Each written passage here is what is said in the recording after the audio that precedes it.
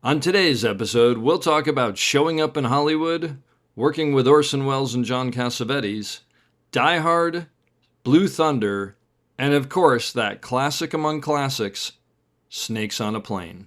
Just a little bit of business before we start. There may be a curse word here or there in this episode, so please listen responsibly. As always, our website, theop.io, is up and chock full of tips, tricks, and gooey operator goodness. Make sure to check out The Breakdown, where the best operators in the biz explain shots they have done, The Musings, where we discuss everything from quick tips to larger concepts of storytelling, the answers, the images, and so much more. I may or I may not take a break or two during this episode, but I promise that none of them will be longer than 22 seconds. Finally, if you are enjoying the podcast, please follow us, write a review, share us with your parents, and talk us up around the water cooler with your friends. So grab a beverage, sit back, and enjoy the op. Thanks for listening. Lock it up, nice and quiet, and let's roll. Rolling. Victor 30 Echo, take 2. Hey, Mark. Hey, Mark. And camera set. And action. Hello and welcome back to the Op Podcast, the podcast where we talk about operating and the art of visual storytelling. I'm Dave Kamaides, your host, and I'm coming to you from lovely Malibu, California, where I am at the home of operator Mike Ferris, who has welcomed me into his home. Mike had an incredible career. A couple of the things that he was involved with, but by no means all of them. Waterworld, Forrest Gump, Wayne's World 2, Die Hard, Scarface, Blue Thunder. I could not leave out Snakes on a Plane just because it kind of cracks me up. And he was the recipient of the 2011 Lifetime Achievement Award from the SOC. And an amazing operator, amazing career, and someone I'm very interested in talking to. Mike, thank you for having me here. David, welcome. Glad to be here, and I hope I can give you the things you need. I suspect you will. Mike told me that he has an intro of his own, so I'm going to turn it over to you and let you go. Well, you know, when I did receive the award in 2011, to me, I was so grateful because it gave me an opportunity to say thanks for all the opportunities I had been given. And I have to agree, I have had such a fortunate career.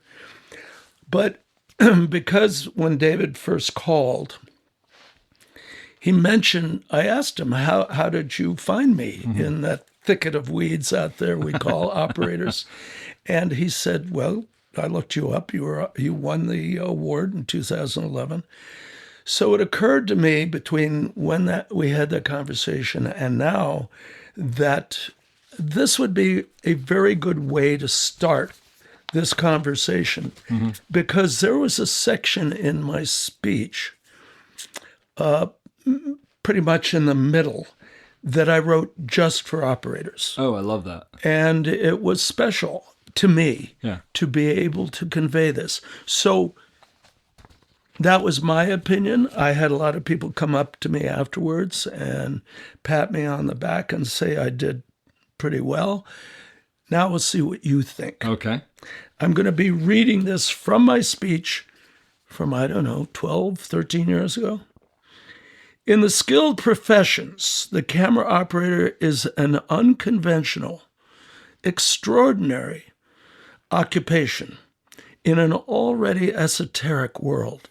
It requires intelligence, aptitude, knowledge, experience, confidence, courage, strength, tolerance, and omniscience. New operators need to develop certain sensibilities.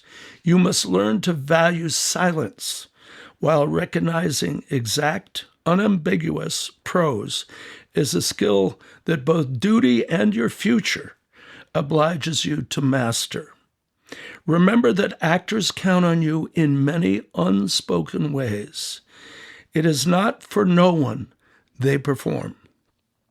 You are the first person they play to. With your support, they can do anything, and like you, they need love. Humanity thrives in the creative moment. Eye to the finder, the rectangular view becomes a place of light and beauty. The senses amplify as the brain evokes, nerves synapse, muscles reflex. Operating is dancing. Your partner, the camera, is an exotic temptress who cannot keep a secret. She will follow your lead wherever you go, however you try to use her. But she is especially responsive when you are light on your feet, know where you are going, and find the smoothest part of the floor. Each shot has its rhythm. As you keep time to its cadence, you become part of the movement. Action and reaction become one. Achieving this state, you are free to watch as harmony eliminates thought. This results in simplicity. Motion slows, colors saturate, action is natural as we behold where the things order themselves in the frame, and an unforced state of visual clarity is achieved. Operators are ever in search of such perfection. Wow. Well, that was something I obviously spent a lot of time on. Clearly. But I wanted to find a way to convey something that I think maybe not all of us, but many of us feel, whether it's recognized, conscious or unconscious. Sure. It's there. That was beautiful. I mean, thank you for sharing. I'm actually so glad that I didn't look up your speech and hear that, because I'm sure the video's out there somewhere. That was really wonderful. That must have taken you a while to put together, though. Well, there's a lot in there. Let's see if I remember the award dinner and the whole ceremony was in February. And I think I learned that I was getting the award sometime in January. Mm-hmm. So there was 3 weeks that I had. And as my wife can and my kids can attest, I go into my office and get on the computer. I write a lot of things freehand, which is old-fashioned but works for me. But I also like the computer, too, because any good writing is rewriting. And you'll learn that in any book about writing. Fantastic. That's worth a penny. So I go in there and I hole up. And this was hugely important to me because this is an opportunity, as I said earlier, to say thank you. Yeah. And it's not an opportunity to take lightly. So I worked on it, and your reaction tells me the work was worth it. So, well, the thing that I like about it is there's a tremendous amount of introspection in there. I mean, I've been doing this. I've probably done, I don't know, 70 of these interviews or something like that now. And what I've realized, and what most of the people that I sit down, I think, realize is we go to work and we do this day in and day out, and we do all this stuff without thinking about it, and we don't sit down and think about it that much. So that's what this sort of showed me is how much thought goes into that, you know? That's right. And it's all a matter of personality. And my personality, you sit around watching a lot in our business. That is true. And I am very introspective and grateful. And somehow my mother was an excellent writer. She's also the one who introduced me to film at the very beginning of my life. So I have any of those possibilities of talent were given to me by her. That's wonderful. I think the key to good writing, and if this is any representation, it's just the hard slog of doing it over and over until you don't feel you have to do any more. It seems right. Yep. I know Ernest Hemingway, he said, who would ever want to become a writer? To write a novel is the most dastardly deed that you perpetrate on yourself in the world. And I've never forgotten that because he was such a great writer. What tortures he must have put himself through. Sure, absolutely. That's wonderful. So how did you get into film? Was it always part of what you wanted to do? Pretty much, yeah. My mother loved films, and I was born in the middle of World War II. So my father was in the Navy, and I became a gypsy very early, and she took me to movies. And the first movie I remember was at a submarine base in Key West. And it was a wonderful scene. And that's why I remember it. Out on the lawn with a plaster screen, and you brought your blankets and your folding chairs, and you watched the movie. That's great. And if you remember, I'll tell you the name of the movie later when I mention one of the key mentors, not mentors, but experiences I had early in my career. How old were you when you saw this movie? I was 4.5 when she took me to that movie. And you remember it. And her choice was a babysitter and there weren't any babysitters, and she didn't want to spend the money anyway. We were fighting a war. So I sat there and I watched. It was a black and white film, very adult. I didn't understand a word, but something about it. And the way I put it, I just never outgrew either that moment or my love of films. She never stopped taking me to films that she didn't think about my age. She thought about the content of the film and then related it to me. I think I saw The Cabinet of Dr. Caligari, which is 1919, a German silent film. Oh, yeah. A horror film about a somnambulist. I don't know how old I was, 8, 9, maybe older. But she never hesitated. She knew I had the inherent interest.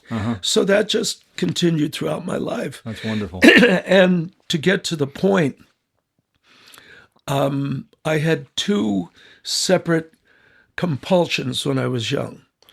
I'm a Pisces. In my background, you didn't notice as you walk through the house when you first arrive, there are paintings of beautiful ships, which were passed down to me. These are sailing ships, clipper ships. They were passed down to me by my relatives in the past who were clipper ship captains, whalers, and Scottish fishermen. Wow, So when I was young, I didn't want to become a sailor. I just discovered the underwater world. So it's in your blood. It's definitely in the blood. You come by it honestly. It's definitely in the blood. And you also, I lived on the East Coast. I grew up in New York. I'm from California. I'm a gypsy. And I became serious about spearfishing when we were camping at the end of Long Island. And I would bring home blowfish that I had taken my mother's broomstick handle, unspun the broom part, and in the hardware store, I'd bought a 5-point tridents. And I had a mask, a snorkel, and fins. That's all I needed. So I brought these fish home, and they were delicious. Tastes like chicken. And my father thought I was a hero from that moment on. So, as I grew, I said, Mom, I'll make a deal with you. I want to get an aqualung. This was right at the beginning. This was, I was 10, born in 43. I was 10 in 53. So Cousteau and his partner, Émile Gagnon, had discovered and developed the single hose, the regulator, which allowed you to go underwater at any depth. Yeah. With a tank on your back. But that wasn't a thing that you could just go to the store and buy, right? I mean, not at the time I'm mentioning. But I grew up with the era. Gotcha. So that was the same year I was born. And let me ask you a question, because I grew up at a different time, and I remember watching like the Jacques Cousteau specials and stuff like that. But in the 50s, was it in movies, or how did you know about it? The 50s, it was just beginning to come to light.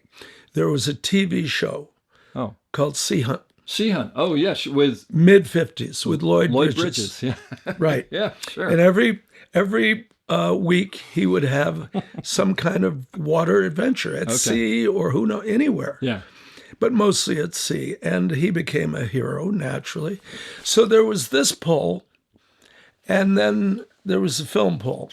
I said, Mom, I got to go out to California when I graduate high school because that's where they have the deep sea training. Gotcha. And Santa Barbara, when you go out there and look at all those offshore rigs, those were there then.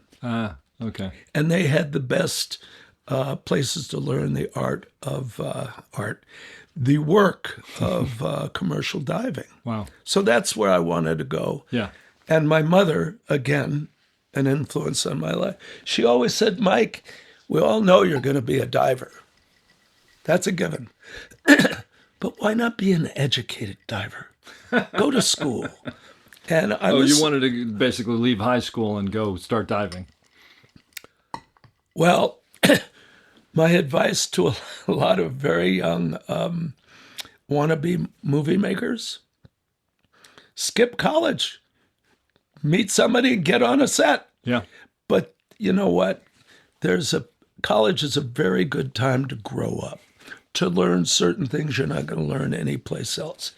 So, in fact, there isn't anybody that I have ever been fortunate enough to meet and help and mentor that hasn't gone to college first. So off I went to college. I grew up in New York. I lived in 3 of the boroughs, Staten Island and the Bronx, so the only 2 I missed. I lived in Brooklyn. I lived in Queens. And then because I was getting into more, how shall I say, altercations when I started to arrive around 11, 12. My mother said to my father, he survived that fight. He's not going to survive them all. Yeah. So we went out to Manhasset, Long Island, where I had an ideal upbringing, went to a great high school, made a lot of friends, and just had a great time. But I chose to go to school in Kansas. And every one of my friends said, "Are you nuts?" It doesn't seem like there's a lot of deep sea You could go to Boston. You could go to Washington. Yeah. I said, "Yeah, but I've seen all those places. I've done all that. And if I don't like it, I can always come back." Well, as it turns out, the people in Kansas were so special, so down to earth, so uniquely human that I didn't want to leave. And I spent 4 years there. And I think it helps me now because, the breadbasket is where a lot of America lives. Mm-hmm. Silly. It's where most of America lives. And knowing those people gave me an understanding of a lot of things. As soon as I graduated college, I went into the Air Force for 4 years. What'd you study in college? Psychology. Okay. I went there and That'll help you on a film set. Say again? That'll help you on a film set. My reason for that was I went in initially studying English and sociology because I was interested in people. But then I got a feeling and an understanding of psychology, and I said, this is something valuable because people are a mystery to me. And, you're 18, 19, people are a mystery. And so I switched majors, and that's what I graduated with. And I won't say that I left college with any great understanding of psychology, but what I did learn is that everyone carries bias. And if you can raise that to a level of consciousness, then you can more or less consider doing something about it, or at least being aware of it. And then, I'm reading a psychology book right now that is very accessible to the average person. I have some of my old psychology books from college. They're hard to read. They're just, and I don't think I would have made a great psychologist, but it has been enormous help in life in general. So anyway, I never quite figured out until 2009, and if you remember, I'll explain that, was on a location in Detroit, and the answer came to me. But I wondered, why did you just sign up so instantly? So there was a war on, and duty has always been an important part of my... What year was this? 1965. So this is the Korean I went to school. Conflict. It was Vietnam. Oh, this is Vietnam? Okay, Oh, yeah. Gotcha. If you recall, Vietnam Korean was 50s, 61 yeah. and ended in 75. Yeah, I think of it in the 70s, but Yeah. Well, it is in the 70s. But it was, the French got kicked out in 54, and it just kind of, the West kept working on it. And finally, Eisenhower was smart enough. He tried to keep his fingers off, but he couldn't. Did you ever see the movie The Blob? Oh, sure. Yeah. Steve McQueen? Yep. Well, you get that stuff on your hand, it won't go off. So he couldn't shake it off. He couldn't get it off. And yeah. then Kennedy inherited it, and the rest Yeah. is history. And I am a historian, a history buff, so you're going to hear me relate to these things as we go. But I tried to teach my kids the following philosophy. If you know your history, you don't have to go back to the dinosaurs, but if you know your, say from the Middle Ages on, have at least an idea, nobody can lie to you. And believe me, you're going to come up against that. Yep. So I don't know how much effect that had on them, but they do kind of mention it now and then, that they remember that and so forth. But it was important to serve. I served for 4 years. I had really important and good experiences. It was a mixture of things. I started in pilot training. It was not for me. I got out and I ended up in intelligence work and overseas for NATO and dealing with, it's over 25 years now, so I'm allowed to say it out. We guarded nuclear weapons in Greece along the line that went from England through Germany to Turkey. And anyhow, that was my service years. And when I got out of the service, I'd mustered in New York City. That's where I mustered out. And I was about, 24, 25.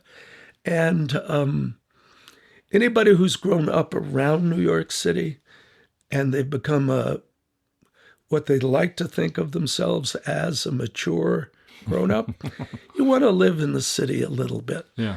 So I spent 6 months living with families that I knew from my growing up years, and then finally found a place in Manhattan, another Ferris luck, $75 a month. Oh my gosh. Upper East Side, East 75th, between First and the river. Now, just so was that considered a good deal at the time, or was that considered expensive at the time, or? No, that was rent control. It was a huge deal. It was a huge deal, but compared to today, it's a huge deal. It's That's just going for a little more today. You know what? Just to get it, was luck, because the line must have been as long as your arm. Sure. And somehow I charmed my way in. I don't know how I got it. I doubt it's still rent controlled. Oh, I'm sure it is. Probably doesn't exist. It's I've been back a couple of times, and it was unchanged, but I don't think I've been back in 15 years. Yeah.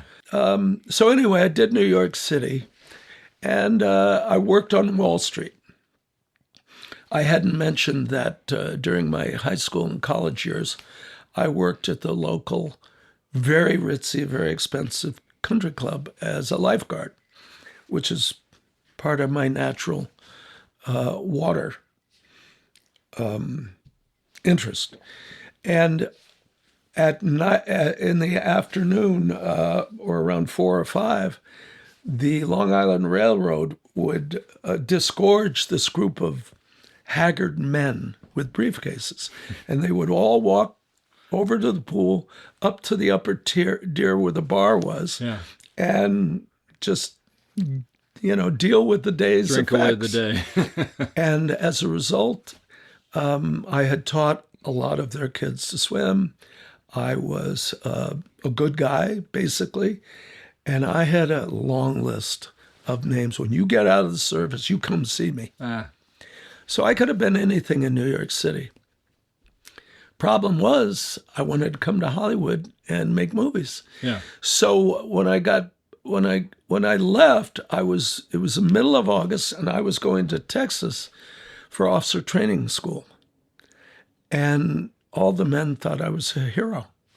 The women, they just I had taught their daughters and their sons, and it was a good influence to have, and I kept those cards. And when I got back, I spread them out. I looked at them. ABC News.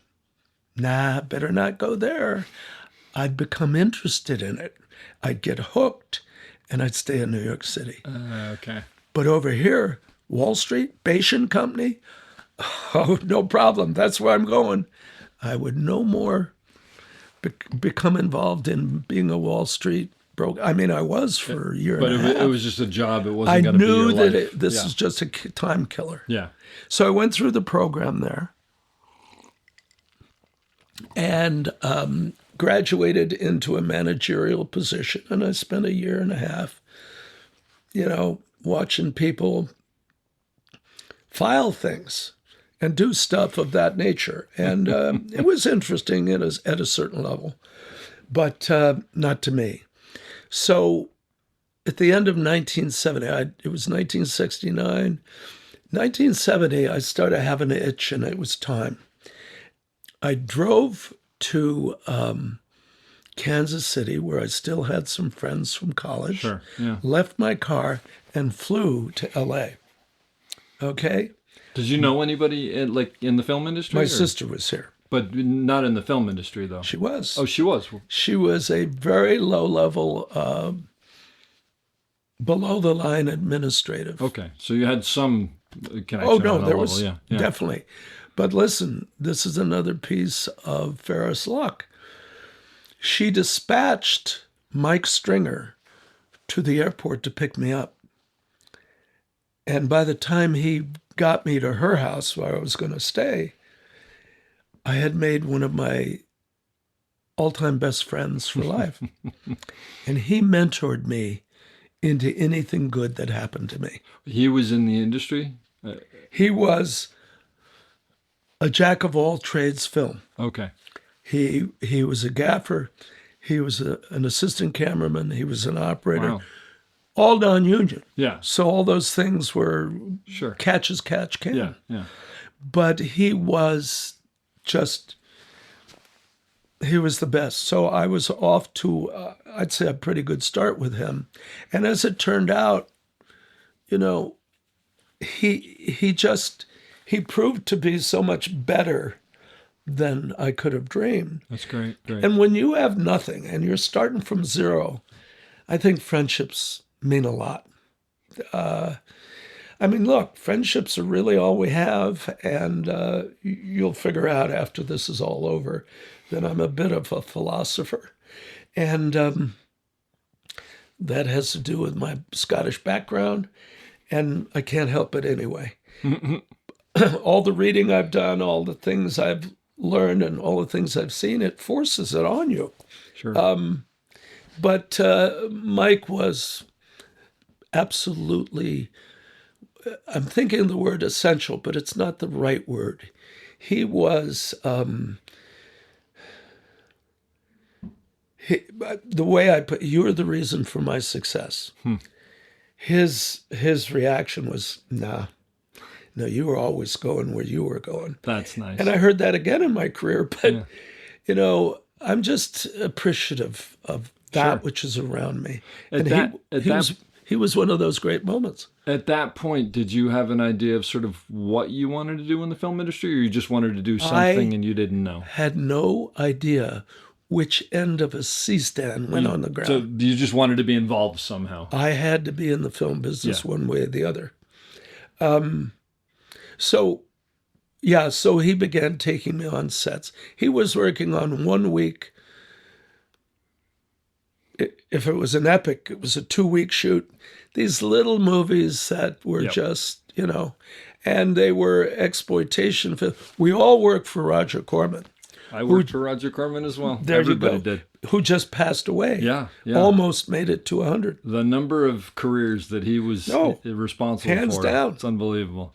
We were always aware of of his influence because we were always coming and going from a film.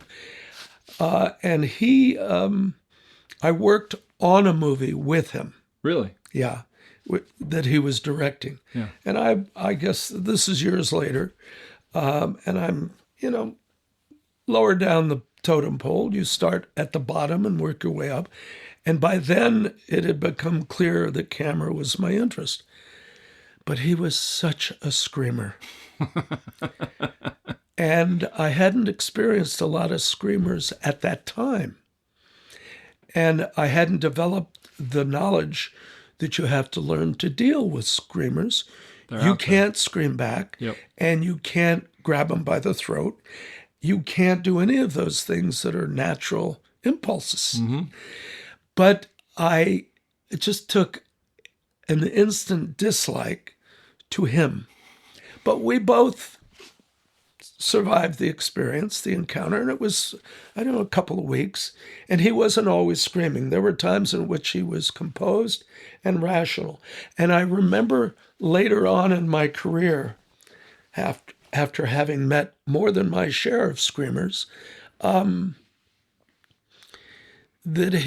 he balanced the ledger by giving people opportunity, by being by having that psychological aspect within him that I'm sure he was totally unconscious of, that required him to scream. Mm-hmm. And that's usually a sense of responsibility that you can't handle. So it comes out in the most negative way. Yeah. Anyhow, as I would watch him on a documentary or see him physically from a distance somewhere, I kind of gave a bit of a pass because he was a very important aspect of our industry. Yeah. Important to know that when I came on the scene, which was 1970, but my first full year was 1971, there was a very strong demarcation between non-union and union. Oh, there was back then Absolutely. as well. Okay. And did those worlds cross over at all? They were completely there was separate? crossover, but it might as well have been what Churchill called the Iron Curtain over Europe. Interesting. It was very unacceptable. So how did you stay with Corman for a while? Were you there for just a little bit? Corman was on and off, bounce back, whenever the opportunity came up. I remember probably the biggest thing I had with him was Boxcar Bertha. Boxcar Bertha. And I think it was early. Which was Scorsese? It was Scorsese. Wow. But I was there and I did pickups. It was after the film had been basically shot. And what are you doing on the crew at this point? Are you in camera? I'm trying to be an assistant. Okay, so you're helping out with whatever. Yeah, I can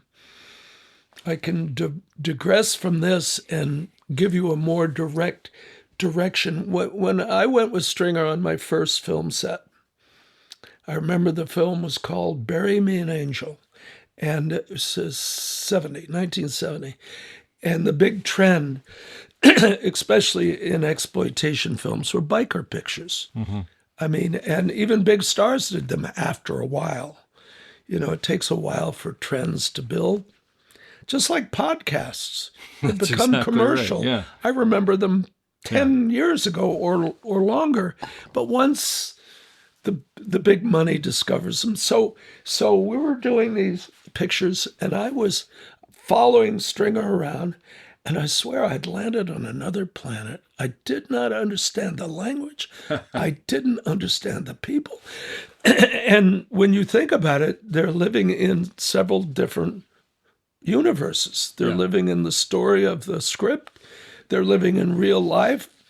Some directors and producers are living a fantasy life of their own. They're in another realm, yeah. Yeah, we've been there. As for some of them, it's what they must do. So, so I looked around that set. I had already been a pretty good still photographer. My mother had a still 35 Yashica that she kept in her drawer with her shirts and tops, and she just kept it there so burglars didn't find it. Every now and then I was allowed to look at it and play with it. When I got in the service, there were certain things I could afford because the PX, everything's a third of what civilians pay. Oh, okay. And so I bought a camera, a Pentax, and I bought my first Rolex, which to a diver is Valhalla. Yeah, yeah. So I looked around and I said, everybody's gathering around that thing over there. It was a camera. And I said, that's where I should go. So from that moment on, that was it. I was starting to do that, and I became an assistant. What I haven't mentioned to you yet is that Mike Stringer was working for a man named Gary Graver, who has become quite famous in the industry for his associations. And as we'll find out shortly, he was working in secret with one of the great directors the industry has ever spawned, Orson Welles. And he was working on a film Orson never quite finished, but got so close to finishing, other people were trying to finish it for him. The Other Side of... The Wind. The Wind, yes. Who else would name a film that? Now, did you know David Newell back then? David Noel. David Nowell, sorry, yeah. As you jump ahead, David Noel is someone I was saving to recommend you go see next. No, I've talked to David Noel. And okay. He told us, you were on that movie with him then, and he told me I was on the movie with him? Yeah. Let's reverse that. Okay. No, we were on the movie together. But he told me about Orson. You shot a lot of it in Orson Welles' house, and he would come out sometimes in his bathrobe and whatnot. Oh, no. The pictures are in there. We'll go look again. That's fantastic. Orson leased a home in Cave Creek, Arizona. All right. And he decided that was, Orson paid for everything himself. Yeah. So he had to figure this out in a manner that he could afford. Was this his last film that he directed? No, he did F for Fake, which we helped him with. Okay. He did a few smaller things, but this is the last film of consequence. Okay. With a narrative and, What was he like to work with? He was incredible. And in a positive way. The idea of screaming was not part of his soul. He could be disappointed by things that happened, but he was never overreacted. He was a delight. I wrote a very long essay for the New York film magazine Cineast, which when I started talking to the editor, and that's a negotiation, he said, we can't print anything long. Well, I was darned if I was going to shorten anything, and I wanted it to be published. And in the long run, what I ended up with, they printed everything. Yeah. He and I agreed to take out one little story that had been printed. It's told so many times. It was about that film you're saying, or just about Orson Welles in general? It's about Orson Welles in general, but the center was about working with him on this film. Was he? I think of him as an auteur, but was he a collaborator as far as being open to ideas? He was a great collaborator as long as you could read his mind and did exactly what he said. No, he was an auteur. Yeah. The thing is that you were amazed by his ability to know every step that he wanted to take. No, he was, I think prodigy and genius don't quite get up to the level of what he was. Really? No, really. Wow. I mean, you have to experience it. Yeah. And if you were to fill the room here with people who worked with him, they'd all give you their version of that. That's amazing. But I think, certainly I'd never met anyone like him. Does someone like that get frustrated with people who are not on that? Because most people, almost all people are not on that level, obviously, right? No. You know what? I searched forever for the title. And for any writers out there. For the article, you mean? The title Yeah, for the title of the article.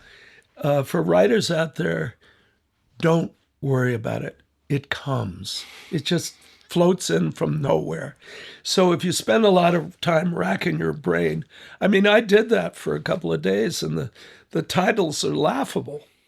But one day I realized I was talking about Orson's humanity. That was the part that interested me. The editor was a great guy. His name is Gary Crowdis, and I think the magazine, which you can see is slick and very well produced, and an excellent piece. He and I talked nominally. One of the things, I didn't put it in the category, but I think it belongs there. Another piece of Ferris luck. This was 2015, Orson's centennial. He was born in 1915. Oh, okay. Yeah. And everybody was looking for information. Sure. I mean, I went to the school that he attended when he was a kid for a conference there I'd been invited to. And I just sent him an email.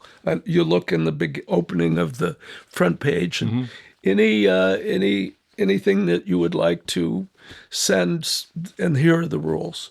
So I did that, and I sent an email to Gary Crowdis. Would you be interested in a memoir of someone who worked on The Other Side of the Wind? Yeah. I got an email back in 20 minutes, and we were off to the races.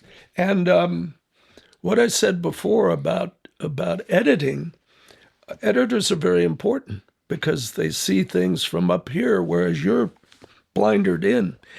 And it amazed me when you get a chance to look through the magazine. I don't know, I haven't counted the words, but it was long, and I knew that would be an issue. They made it the centerpiece article of the magazine. Yeah. It's all there. We agreed to take out one little paragraph story, which was really about Orson's character and personality that I thought would be revealing. But it had no place in this particular piece because it really is about Orson. So what I was saying earlier to writers about how the title will come to you, when I realized I was really most interested in talking about Orson's human qualities, Orson Welles, the human side of genius. When you saw him working with actors, was it something special, or was it? Because I always wonder when you work with really great filmmakers, sometimes you can see it, and sometimes there's not. It's just. It's great that you're an operator as well, because you have those same experiences we all have. And my observation is most good directors leave actors alone. You know the famous dictum, I would never give one of my actors a line reading. And I will give you a quick little anecdote. I was working on a great TV series called Fresno. It was a send-up of the 70s, 80s nighttime soap operas. And it starred, Carol Burnett. Wow. One of my favorite all time. Let's see, Charles Grodin, Dabney Coleman, who I became very good friends with. And is this mostly this before they were sort of big stars? No, they were big stars. So this was okay. Yeah. All right. And this was a Mary Tyler Moore production. Okay. So this was big deal. It took us 4.5 months to complete the series. Huh. Okay. And it ran 6 consecutive nights on TV. So it was like a mini series almost. It was a mini series. Yeah. It was an epic. Yep. It was funny as heck, but I think in the end went over the heads of a lot of the audience. Didn't connect. Which is neither here nor there. Yeah. While we were shooting, there were cuts because we were all laughing so hard. And everybody was I'm going to have to laughing. look this up. This is great. But at the end of the show, the director and I, Jeff Bleckner, And you don't forget the good guys. He and I were very good friends by the end. You were operating on this at I that was point? the A operator.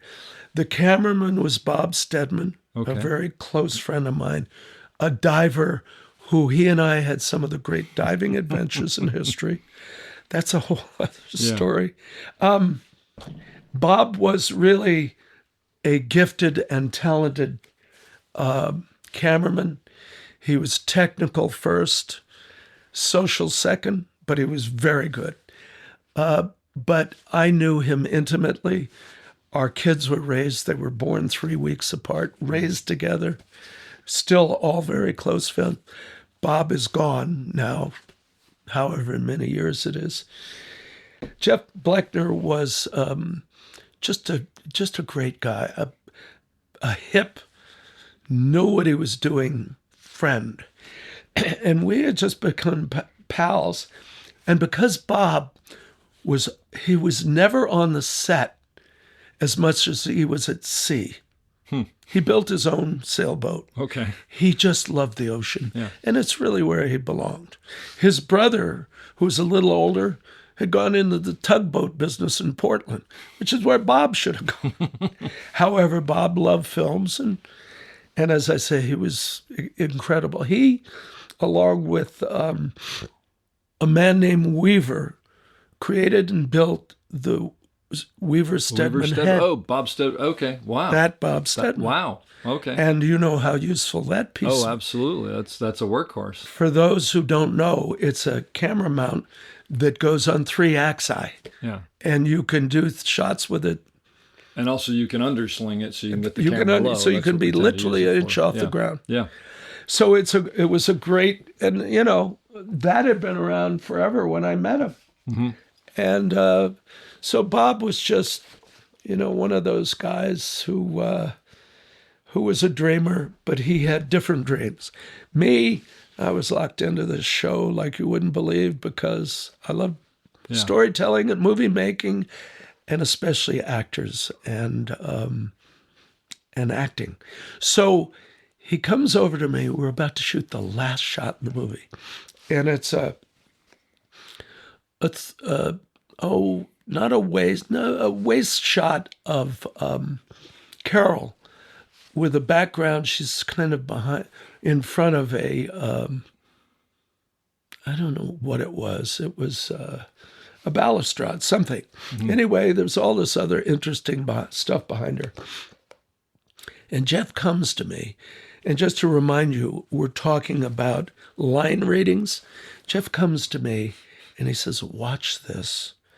We're going to do the first take with Carol. And you know what the gag is, Mike. The gag was she never muffed a line. She never got anything wrong. And her attitude was always perfect. Okay.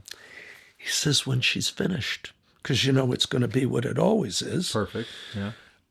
How is it, Mike? Cut, wrap. She says, I'm going to ask her for a line reading. So he goes, we do the take. She's perfect. Absolutely picture perfect. And everybody's ready to just hoot and holler. And Jeff walks over to her and whispers in her ear. And she looks at him and she thinks for a second. She goes back. And I think he had asked her to be a little arch or a little angry or something. Whatever it was that he asked her to do, she did perfectly. And I'll never forget the end of the shoot when he says, cut. He doesn't look at her. He doesn't look around. He looks at me and goes, and I'm just showing a shrugged shoulder view that there was nothing you could do to shake this woman. You couldn't shake her. That's fantastic. And also when I'm asked who my 2 favorite actors are in the business, I've always been a snob about feature films because that's what I grew up with. Sure. That's what I knew. And they get the money to do it right. And, but I'm not really a snob because acting is acting.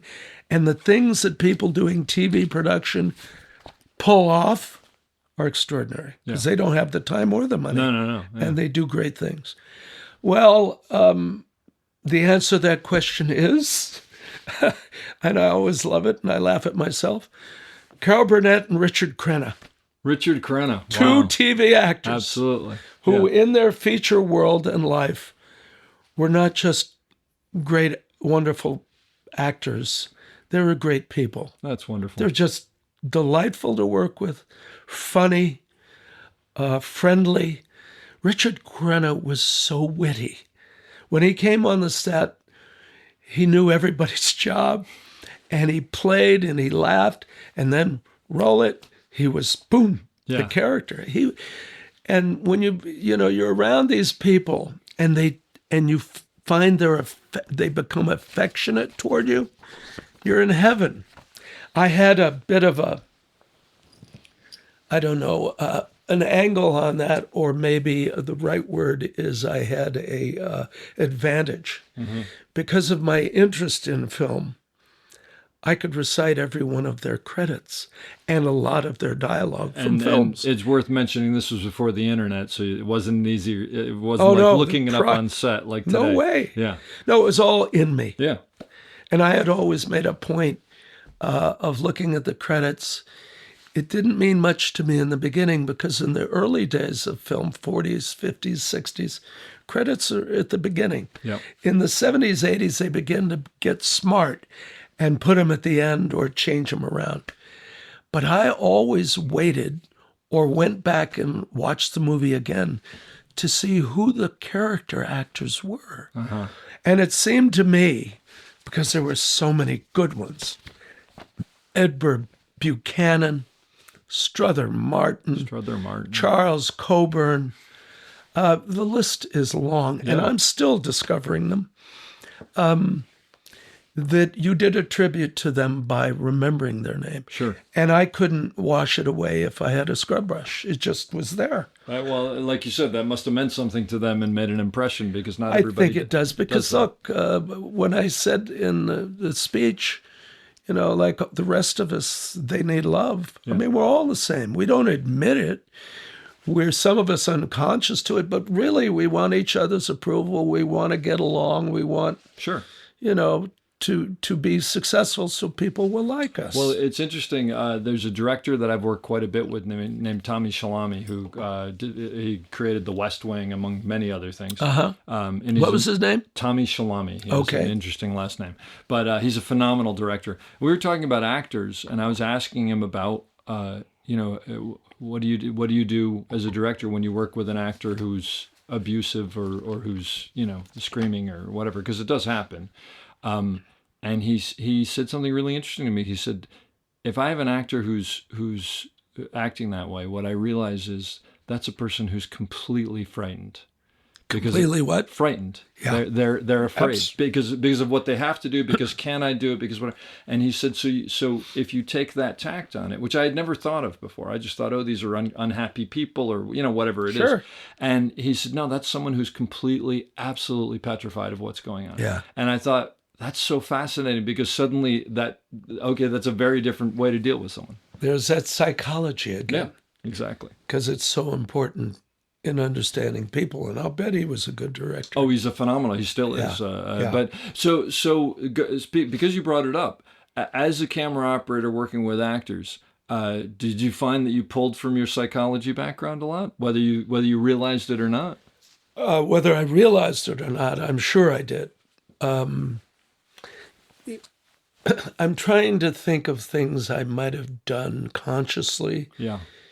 Not to win people over, but to make them more comfortable. They're there, but they're not in the forefront of my imagination. I do remember I did a picture with Charlton Heston, which was one of the great joys, one of the things I remember. What movie? Do you remember? It was a TV movie called Tall Men. Okay. And it was a modern-day Western. He was a ranch owner.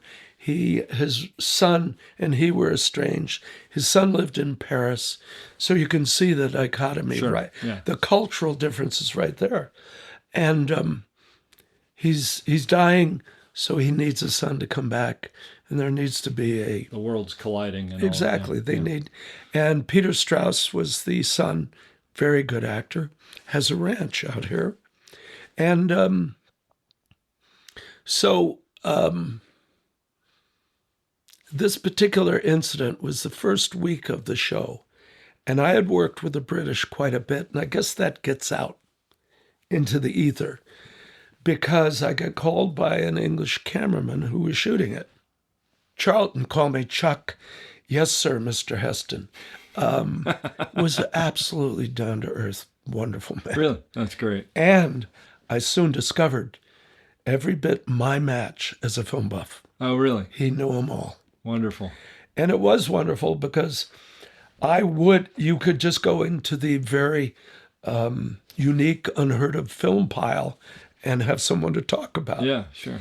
And I remember we became closer when at lunch he called me over and we sat and ate. I said, my guess is you're always asked about the obvious films. 10 Commandments, Ben-Hur, Sure. El Cid. Tell me about Will Penny. I don't even know this movie. And his eyes just lit up. What is it? His eyes just lit up. Yeah. He put his hand on my arm and he said, you know, Mike, it's only the people who understand who ask me about Will Penny. Sure. Will Penny is a 1968 Western Okay. in which he obviously plays the lead that was directed by Tom Grise. And his son has the part of the young boy in it. And the story quickly is he's a grinder. He's when you meet him, he's out on a roundup. The roundup's coming to the end, and he's got to find another job. And he ends up with a job up in the high country, just watching the horses for this other ranch. And when he gets there, there's this abandoned woman and her child that have been left there. And he just says, you can't stay here. They're going to come up here and that cabin's for me, and you can't stay here. And obviously they have a relationship and he can't toss them out in the snow.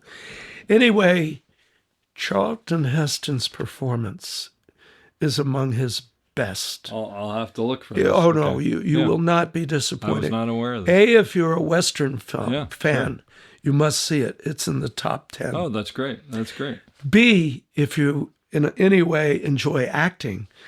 But C, if you love Charlton Heston's acting, you know, it's a broad canvas when you do The Cid. But the intimate, smaller films, those are the ones actors love to get their teeth into. Yeah.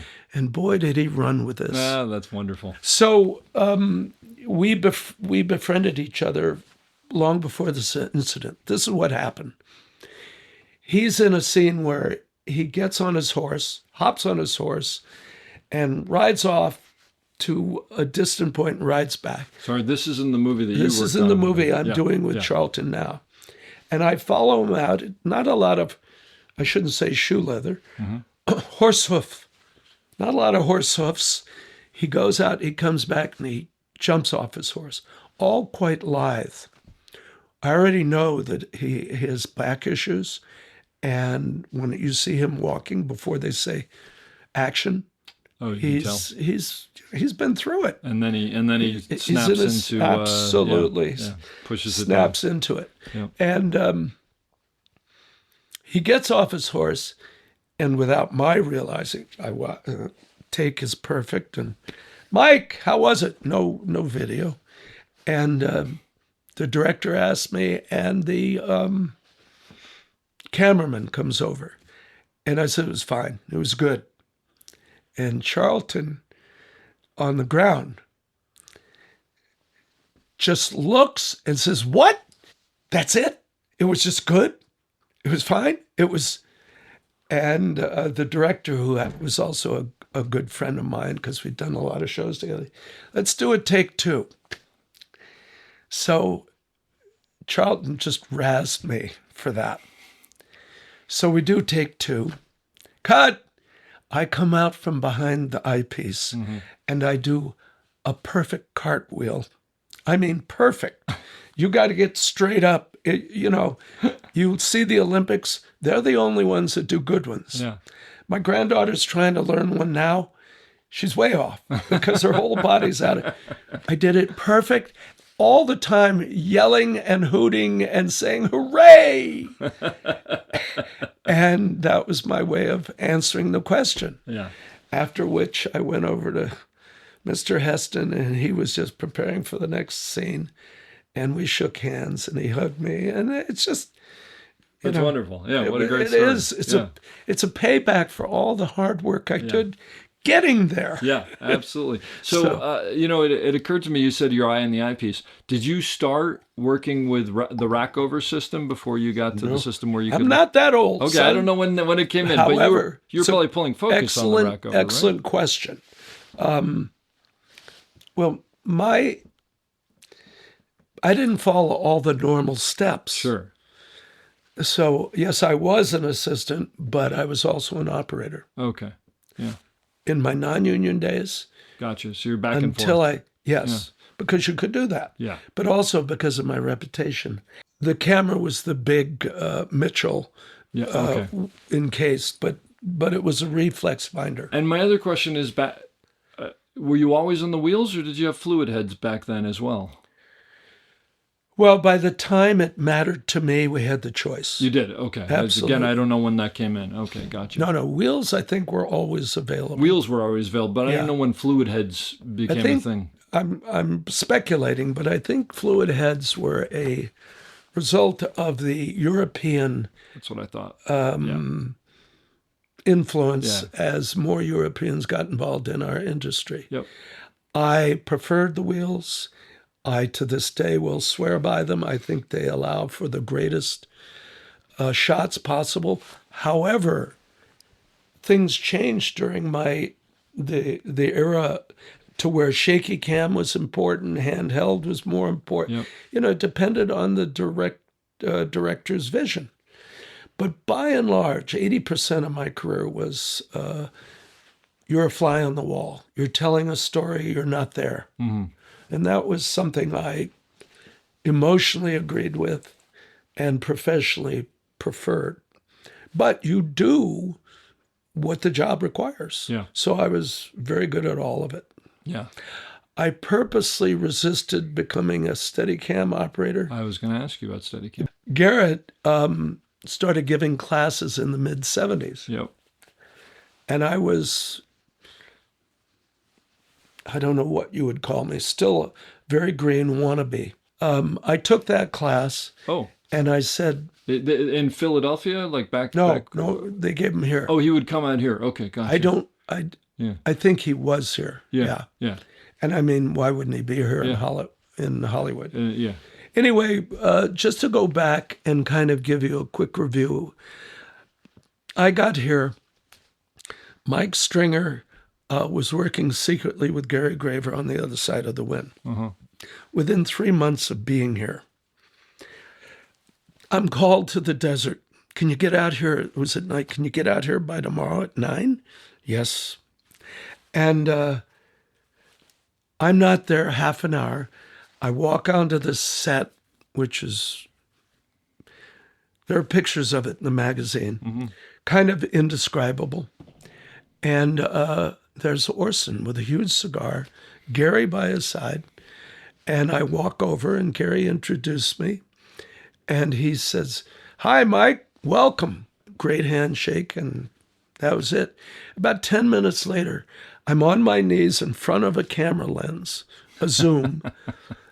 Orson's on about 4 feet away on the other side. And he's yelling at me while the camera's rolling, "Mike, throw more dirt, throw more dirt." And I'm throwing them across the lens at him, hitting him in the knees, the legs, the waist. I'm just trying to avoid his face. And he's just yelling. That was my introduction. It's in the book. It's in the magazine. Yeah. That was my introduction to Orson. Amazing. From that, Orson worked on it as he could. Yeah. He'd go off to Europe and make a film Make to some make money to come back. Yep, He'd yep. come back here, work on it more. And over a period of 6 years, we did that. Wow. And then by 76, Orson died in 80. By 76, that was done with. In 1972, I'm out there working on little films with Stringer and Graver. Yeah. Graver would direct and shoot little movies of any type, exploitation movies.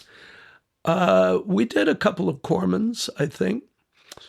We did one, who cares about the title? It was Moonshiner. And we did it up in Northern California. And it was successful. It did its job. It made money.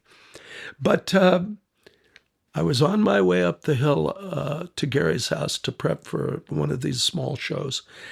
And he lived in Laurel Canyon, up Lookout Mountain. Lookout Mountain. There was atop Lookout Mountain. There was like the military base. That I never made got movies. that high, but yeah. Yeah, all the way at the top.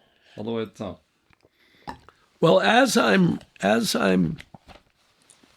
going up the hill, the road diverges around this building, which is a little school. And there's a stop sign on the upside and on the downside. So if you turn and look to your left, the person at the stop sign you could talk to. Well, who comes down the hill on his motorcycle is none other than Seymour Cassell, who's a part of the John Cassavetes, company. Yeah. Well, I had seen him at least 13 times in one of my favorite films of the 60s, Minnie and Moskowitz, which starred Seymour and Jenna Rollins, who just passed away last month, 94. What a wonderful dame she was, a wonderful woman. I don't feel right calling her a dame unless she was British, and they would have made her one. They would have believe made me. her one, exactly. Anyway, he was dressed exactly as he was in the film. Long ponytail, mustache. I mean, nobody could grow a mustache like he did. Yeah. It was out to here. And same jacket and same motorcycle, a Triumph. So what would you do? I just yelled out, "Hey, Seymour!" And Seymour, being Seymour, pulled the bike over and we started a chat. Wow. Oh, that's great. And there was nobody coming down and nobody coming up. Amazing. And nobody in the school. Different time, right? Very different time. So he listens to me. I had to go on at least 5 minutes. 5 minutes, 6 minutes. And I just tell him how much I think of his work, of John's, and how I was sitting in a theater watching faces saying, what am I doing here? Yeah. Doing what I'm doing when they're there, doing what they're doing. And he just, toward the end, he pulled out a piece of paper and he wrote down a number. And he said, "Mike, John is getting ready to start a feature. Call him up." Gave me that, and we parted ways. This is the 1970s version of texting you the information. That's fantastic. And it If gives you will. John Cassavetes' phone. It couldn't have happened if text existed. No.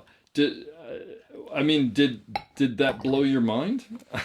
No, it focused my mind. Yeah. Instead of going up the hill to prep, Yeah. I turned around, went back down the hill. My house was about 10 minutes away. All the time thinking, I get on the phone, how do I get past the phalanx, the protectors of the god? Yeah. And I get on the phone. "Hello, Faces International. Yeah, this is Mike Ferris. I was just with Seymour and is John Cassavetes there?" And it was a girl's voice, and she said, "Yeah, hold on." So the phalanx wasn't that hard to get through. No, that's the key to understanding John Cassavetes. Yeah. There's no nonsense. He's So you're calling his house probably or something? no or calling his office. Calling his office, okay. But And he gets on, "Yeah, this is John." And I just spew out everything I told Seymour. yeah. And the man is absolutely wonderful. He doesn't say a word, but I think he's wonderful because he listened to me. I could hear him listening. It was just, there was an intent that I could feel. How wonderful. And what do I know? Except that I believe anybody who could make the films he made, that came out of my subconscious. Yeah. So basically, you were just saying, I'm impressed. I'd do anything to work with whatever you. I can do, I'd love to work with you. Yes. Yeah. So he says he waits for me to catch my breath and he's so. How old are you at this point? I'm probably pushing 30. Okay. All right. Let me think. 28, 29. All right.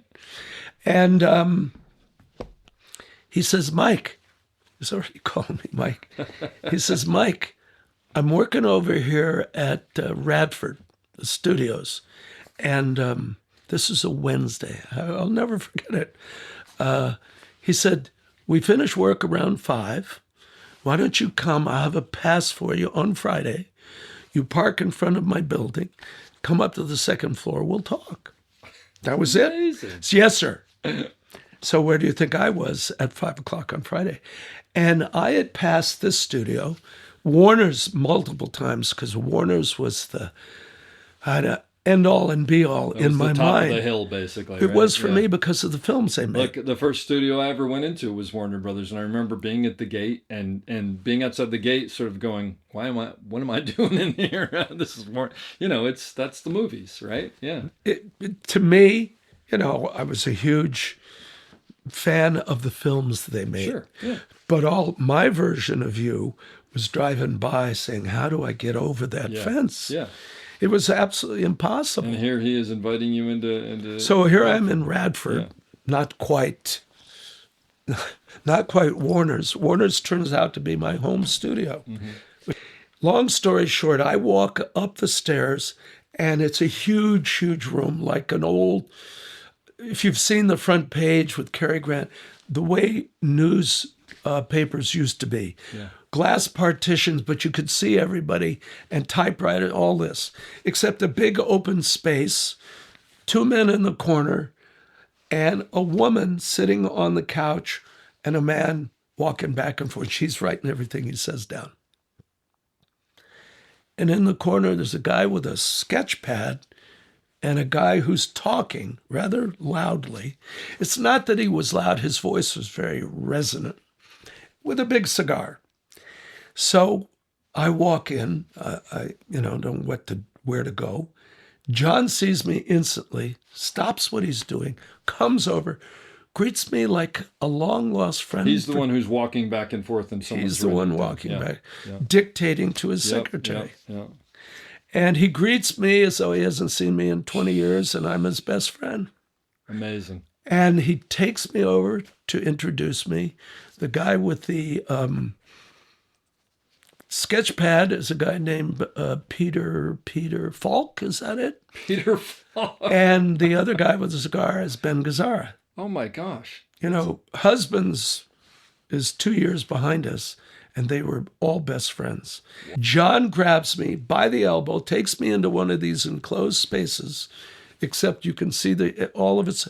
And he goes behind the desk, sits down, points to I sit down in the visitor desk. Yeah. He reaches into the drawer and pulls out a script about 2.5 inches thick and throws it across the table at me and begins to tell me the story of a woman under the influence in detail for an hour and a half. Wow.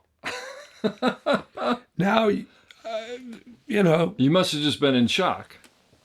I was very focused. Yeah. But what I realized was there was a lot of emotion in what this man was saying, and I wasn't getting it all.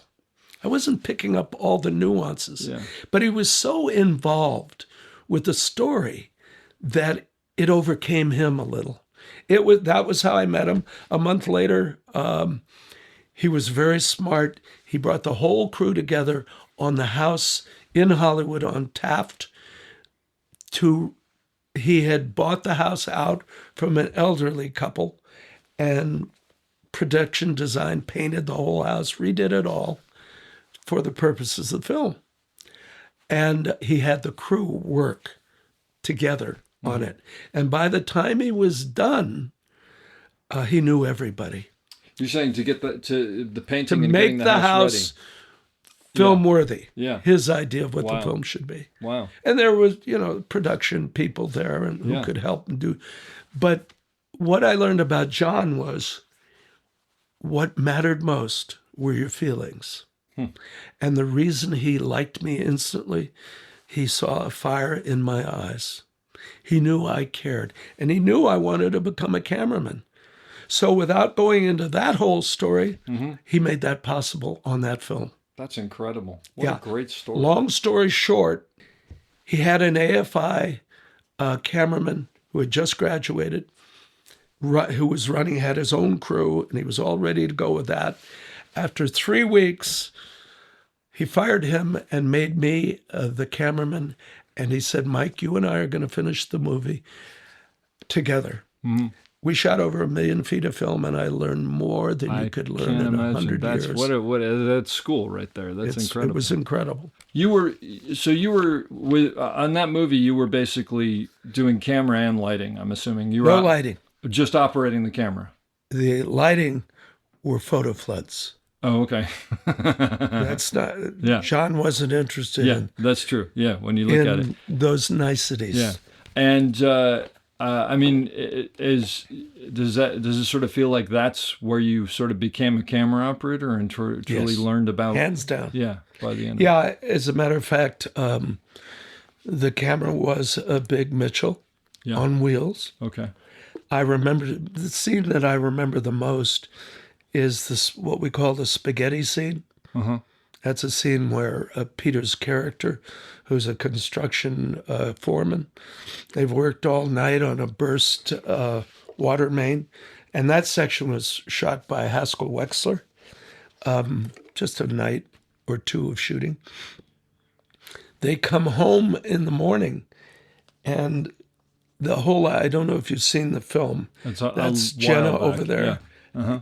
You have or have not? Yeah, but a while back. Okay. I wanted. Then you know she's an eccentric kind of gal. Yep. And as soon as but she's so full of love and so sweet, she disarms everyone except for those who become suspicious and don't trust her, and that's about them. And when the men come, there's about, 10, 12 of them. Traipse, I can tell you what happened if I were to do that with my wife, we'd all be sitting out on the driveway.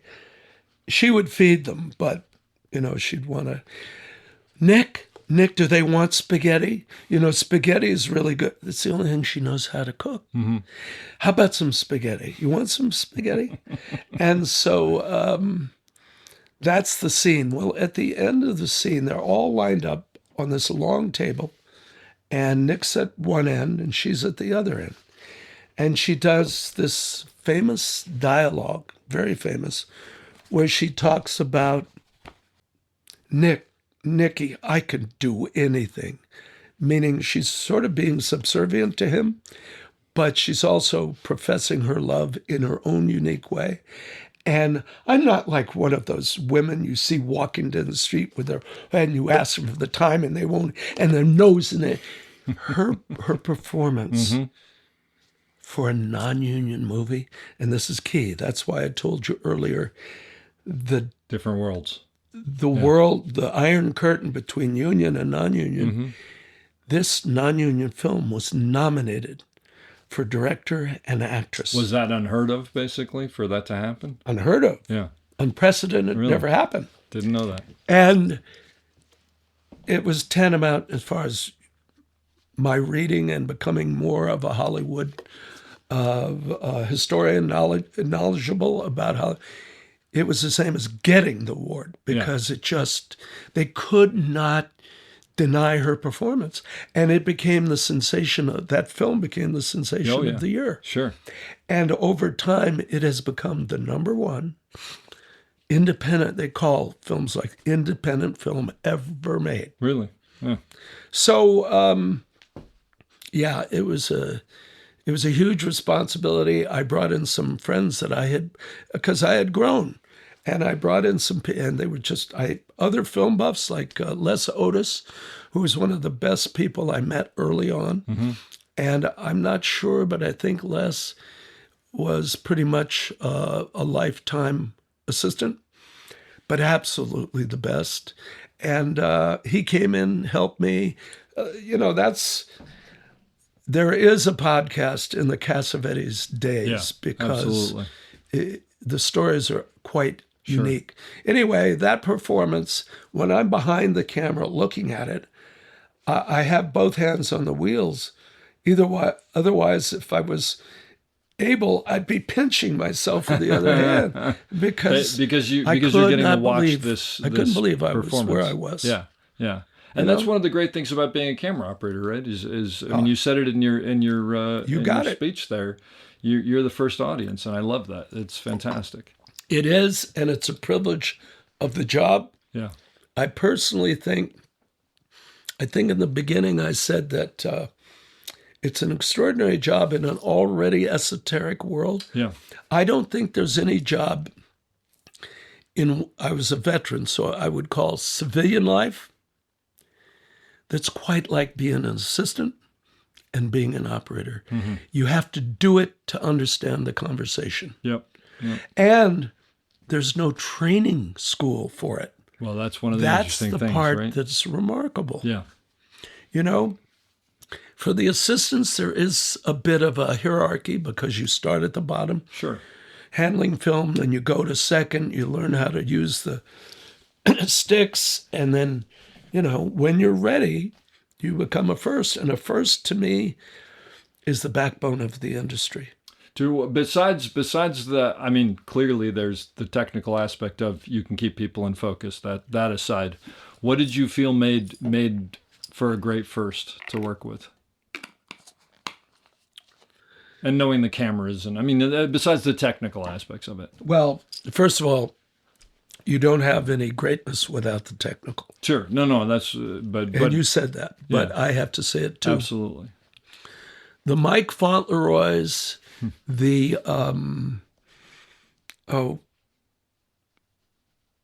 all the great assistants that I ever worked with. I'm trying to think of I have it in here. I once sat down and tried to write a list of the people who have helped me, and assistants helped me more than anybody. And I quit trying after 3 pages. Yeah. It was just too many people. But to answer your question, the technical has to be there so that you can develop the social. And the first thing I said to any assistant that was new to me, I said, I want you to understand the following. I don't want you to learn this at the end of the week after we've been working together. You and I need to bond now, because what we're doing is teamwork. And back then, it's worth pointing out to people listening now, you were sitting 6 inches away from this person all day. That's right. You were. Opposed to now the assistants are in another room. It's digital. It's a different situation. Well, it's a change a lot of us don't understand. It has. And it takes a lot of fun out of it. Yeah. But it's technology, and you can't not progress. But in my day, which was 85%, you're both right there with the machine. Yeah. And if you're on a dolly, you're both sitting down. It's an intimate. And I could whisper in his ear, or I could keep my mouth shut, which was mostly what I did. Mm-hmm. But I'd say, look, I consider focus as much my job as it is yours. What? Now, they didn't always react with a what, but I know consciously, and I learned this later, that this is something they were not used to hearing. Yeah. And I won't go into the reasons. I wasn't there for a lot of them, but I did witness my share of extra camera operators who would just walk away from a shot that was blurry and had been cut for that reason and not defend their assistant. And the assistant would stand there and say, sorry, I blew it. Can I have another? Yeah. To me, if I see the shot start to go a little soft, I whisper or I cut it. Or you cut it. Because that, if you cut a shot today, now look, I haven't been around it for 20 years. Yep. What I mean by that is the old world. I retired in 2020. Okay. After 50 years. So I'd been around. Oh, so I spent 15 years in digital. You worked in digital as well. Okay. Absolutely. Yeah. And I could see all that. Yep. But I have assistants, Jack Ellingwood, who retired because he couldn't take the lack of discipline that he was witnessing. It's a different game than it used to be. There's no question about it. Yeah. Well, so I want to befriend the assistant, even if he does things I don't like. Personally, I mean, I don't know what they might be, but I also learned that good assistants come in all forms. Mm-hmm. And I've known assistants that are missing at lunch, and when you come back, we all go in one direction for lunch. I was on location, and we set up the shot after we get back. We're back, and the camera's there, and we already rehearsed it before lunch. And he's nowhere to be found. And the AD comes over and says, Mike, I'm like, what are we going to do? I said, just keep doing what you're doing. When you're ready to roll, give me the high sign. Mm-hmm. And because it was an assistant I knew and liked, I said, I'll either make up a really good excuse for him or I'll lie to you. Yeah. But we'll figure something out. He something laughed out. and he went off. Yeah. But you're going to cover for him. Yeah. Exactly. So 5 minutes later, he's ready to roll. He sets me a signal. And I say, which is a sign to go. Go ahead and roll. Yeah. Turn it over. And I reach around, I turn on the camera, and Lou's hand comes in from like a cloud. And it's just there. And I've worked with this man long enough to not worry about him not being he's there. going to be there when it has to be. He'd been doing it all his life. Mm-hmm. He had it down pat. And he knew more than most people on the set. And he just was sharp. So I want a guy who's rational, reasonable, technical, and affable. I want a guy who if I had to, I could send him to the actor and say, you're just a little off your mark. Could you help us? Uh-huh. Which I would never do, by the way, and never with a Cassavetes movie. Yeah. Which I learned to kind of work within that world. And so I think assistants, almost every assistant that I bonded with, about 10 of them over the years, really became close to. Michael Fauntleroy, number one, Mm-hmm. Al Cohen, Sure. Jack Ellingwood, Mm-hmm. It's a good list. Bobby Settlemeyer, Underwater, like you wouldn't believe, Chris George. These guys were personal friends. Yeah. I would invite them to my house, have dinner with them. They were just people I liked to be with. Well, like you said, I mean, I think the key is you're okay being around them 12, 15 hours a day. And I'd like to see more of them. Enjoy their company. So that's kind of how it evolved for me. So we touched on something that I want to ask you specifically about, because as a Steadicam operator, I'm always interested in this. Do you remember the first time you saw a Steadicam, and what was that like? I don't remember it specifically. It's something that Did it just sort of seep in over time? you walk into Panavision, that's all everybody's talking about. Oh, is that right? Kind of thing. I mean, it was that revolutionary. It was revolutionary. Yeah. It was long overdue, and it was revolutionary, and people could see what it was going to become. So, okay, gotcha. And I said to myself after the class, is this what you want to do? Was this like a week-long class or something, or a day? I don't remember. Yeah, okay. Might have done it in a couple of days. Yeah. What you basically do is strap the equipment on, walk around. See if it appeals to you. The only way to know is to shoot a scene. Yep. But I had a burgeoning thought in my mind that hadn't quite coalesced into a complete thought. But as it turned out, in the end, I decided I wanted to be what was known in the classic era as a studio operator. Mm-hmm. Yeah. And if they needed Steadicam shots, which every movie did at a certain level, they bring in a Steadicam guy. Just for a day or a shot or... All the cameramen that I worked with, they wanted me. And that's how they said, yeah, production, you'll have to get a guy for that day. Yeah. Yeah. So that's what it was to me. And looking back, it was the perfect thing for me. Mm-hmm. Sure. Yeah. You know, I probably walked straighter because of it. But whatever it is, if I had done it, I might have worked more. But I worked so much. Seems like you did pretty well. I worked so much. I was fighting for time off. Yeah. Yeah. And that's just good fortune. You Yeah. know, that's just one of the theories before we get off assistants. My wife taught me this. She said at one point, Mike, you don't know your reputation, do you? Because she talked to the assistants when they come to dinner. She talked to their wives. Mm-hmm. I mean, women know stuff. Mm-hmm. And she said, you don't know your reputation. I said, what are you talking about? I said, I know I have a reputation good enough to get me the next job, but what do you mean? She said, the assistants say your name all the time. I said, how do you know that? She says, I know. Just trust me, I know. And then I began to figure out how it worked. And I'd never thought about the practical side of getting work through assistants. That was just a discovery. It's like when you're a painter and believe me, I don't think I'm that talented at all. But when you're a painter and you get involved in something, before you know it, it becomes something. Well, somebody else has to stand back and say, wow, that stinks. Or hopefully, my God, that's beautiful. It belongs in museums. And, you know, I was someone who got just deeply involved in the work. I was very fortunate because I can break my career up into 3 different sections. The starting, which is what I got it. It took 6-7 years to get into the union, and that was all non-union. Was that back when it was really hard From to 1970 to 1976, 77, 78.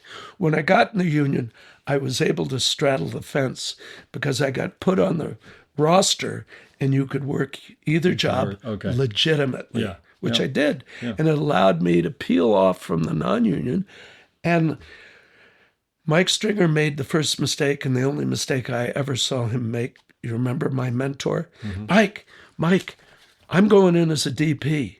You can go in as an operator, all the stuff you did to get into the union, the classification. All you need is a letter and proof and credits. Sure. And I said, well, Mike, that's probably a very good idea for you. But I'm going in as an assistant. I'm going to pay dues as an assistant. And I'm going to let these people know I'm willing to work for them. Because this is a very established, long-lived kind of business, and you just don't walk in from nowhere. Not starting too fast and too high, basically. Yeah. Yeah.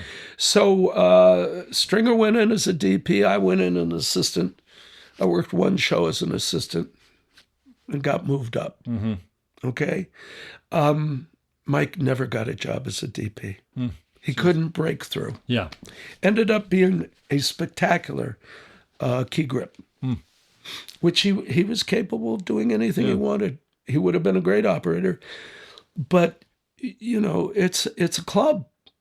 And if you don't knock on the door or pay attention, and I had learned that at a young age.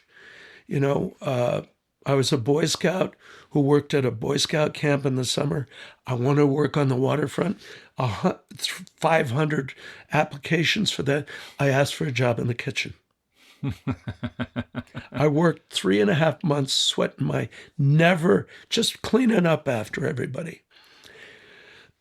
When they asked me at the end of the year, what do you want to do? We want to make you the head of the guy who does songs with when the troops come in and they. Mm-hmm. I said, thank you very much. I'd like to work on the waterfront. Next year, I worked on the waterfront. You paid your dues. So that was just in me. That was just part of me. And so this was an instinct that I followed, and it worked. How many years did you operate total before you retired? Oh, God. You started in 76-ish, 77? Let's think it through. I think I got moved up officially on Blue Thunder Okay. John Alonzo. John Alonzo, sure. Back in those days, a letter was written to the union. Okay. I want to move up Michael Ferris from It had first to be. assistant. It had to was be a DP, formalized. but it had to be a DP making the request. I believe Or that- DP and or in this case, his very close friend who was the head of the camera department at Warner Warner Brothers. Brothers. Oh, okay. Yeah. And yeah. that was a very established system. Yeah. So if they asked for it, yeah. And they would call up operators and they ran the lot. Oh yeah. Yeah. Mike, are you available? I get a call at the night before. Are you available to come in tomorrow for such and such? So you just get put on this movie or that movie or this TV or show this or that TV show, that. Yeah. And absolutely. Yeah. But So, but Blue Thunder was 1978. 1980. 1980. Okay. And And then you said in 22 you 20. 20, yeah. So basically, so what that's is it, 40 years? Yeah. So my question to you is: in 40 years, as long as your career as an operator was, when you get a call for a job, are there still nerves the night before the first day? I'm a baseball fan. You've heard about this guy, Shohei Ohtani? I'm not a baseball fan, but I have They- heard about him. Hard to miss. How could you They not? asked him that Yeah. question just before the playoffs started. Yeah. We're 2 games into the playoff. Mm-hmm. He has an interpreter with him wherever he goes. Hopefully not the guy. I who tell stole my all the money. wife, he speaks English as well as you or I. The interpreter's there. The guy asks her, do you feel nervous? And he's really sort of looking at the interpreter. The interpreter. Before the interpreter can open his mouth, he just says, nope. There you go. So I think anecdotes and stories tell the Yeah. answer better than anything else.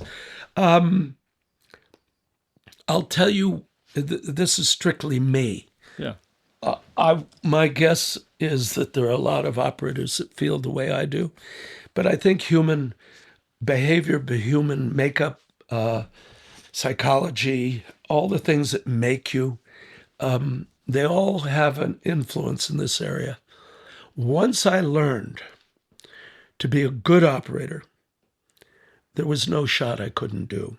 Mm-hmm. When I finished Die Hard, which was a I want particularly to ask you about that. Yeah. tough job, Yeah.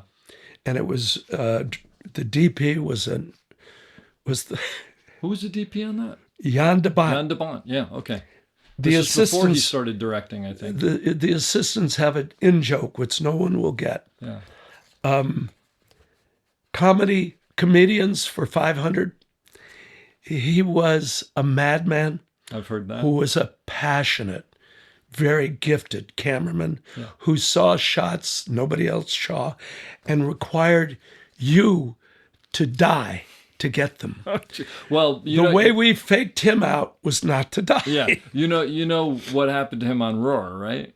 I do. So I I've think heard that says I it heard all. that story from the first person who heard I was going to work with him. Yeah. Yeah. I can imagine that went through the industry. You knew he fell out of a helicopter into Santa Monica Bay? I did not know that. He didn't He strap sounds him. like he's a maniac. I mean, Here's the thing about human beings.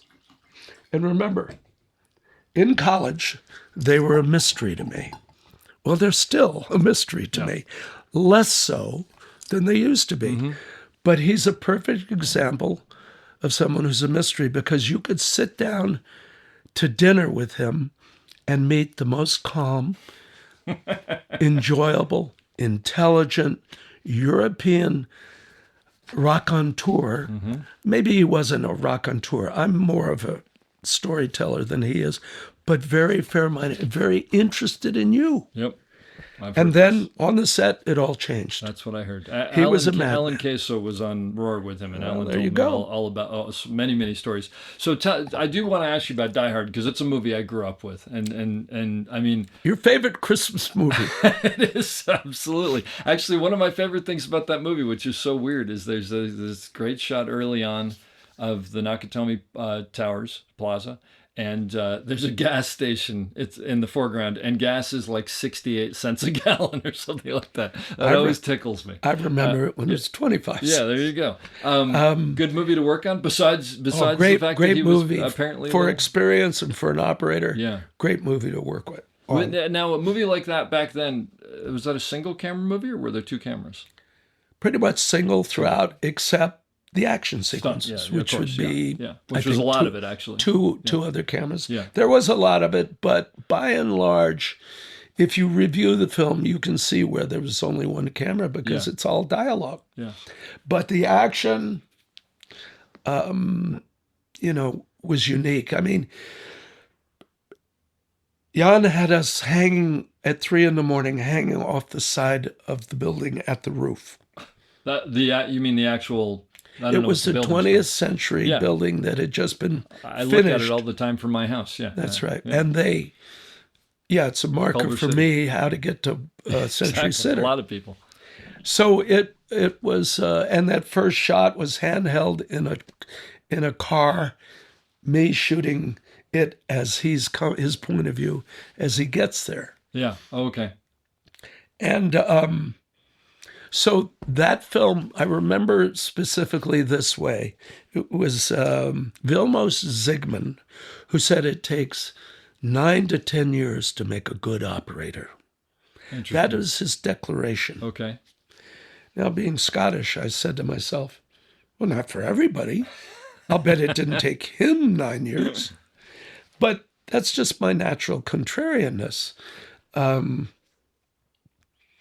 When I was done with Die Hard, the night we wrapped, when it was all over, about 5 a.m, I said to myself, it was before everybody was hugging, and my eye had come out from the eyepiece, and I said, you know what, Mike?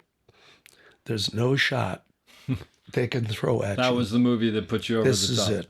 So Die Hard, I'm trying to think of the years. You're probably 4 or 5 years you've been operating? 87. 87. So about 6-7 years you've been operating. Gotcha. I had been in Israel for 5-6 months doing Rambo 3 itself. Very, very hard film, physically hard and demanding. I was the A operator. And that's Ferris luck, because I was hired by an Israeli cameraman that I'd worked with in the States named Duvid, they pronounce David Duvid, Gerfinkel. Okay. Very nice man.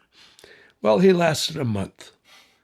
And they promoted one of the great operators that you should, if he's able, interview Peter McDonnell.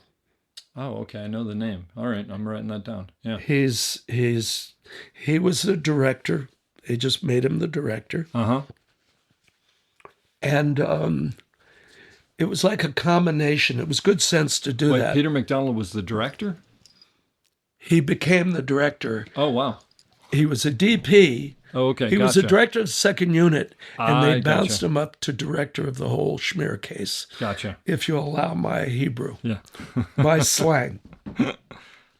I am a honorary Israeli. I have lived there on and off over the years, a couple of years. Oh, really? On shows. Oh, okay. And personal Wonderful. visits. Yeah. And Rambo 3 was a hardship. I can imagine. A plane would come in every week and take the fired people out and bring the replacements in. Gosh. Was this back in the Golan and Globus era? Was that them? The guys who produced it? Like that? I don't remember. Might have been them. Because they were Israelis, I think. And, and it might have been them. I think that was it. That was when they were making these massive, massive movies, and the money had no accounting and stuff. That was the whole time. But yeah. Well, he Peter took it over, and I'm using this as an illustration of personal good luck, Ferris good luck. Normally, when that happens, it's a clean slate. Mm-hmm. And I know, because I know the Brits, I've worked with them, they're a clubby. Yeah. They look out for each other. They take care of it. And camera departments do that anyway, because when they find a good one, they want to screw it in and keep it. Yep. And that's good logic, rational, reasonable thinking. So I expected to be on one of those planes. I'd been there a month and a half, maybe.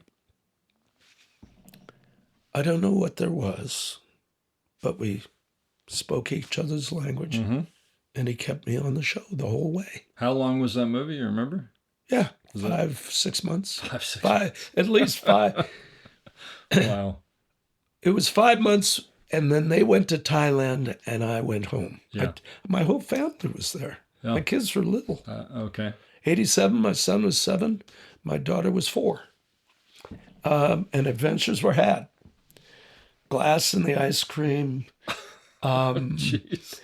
Cab drivers that wanted more money than you knew was fair because you could see the Yeah. tower where you lived in the hotel, and you had to fight at midnight after 3 weeks in a lot, and you just got off the plane, and all you wanted to come, and you learned to fight. Yeah. And they're negotiators. Oh yeah. Yeah.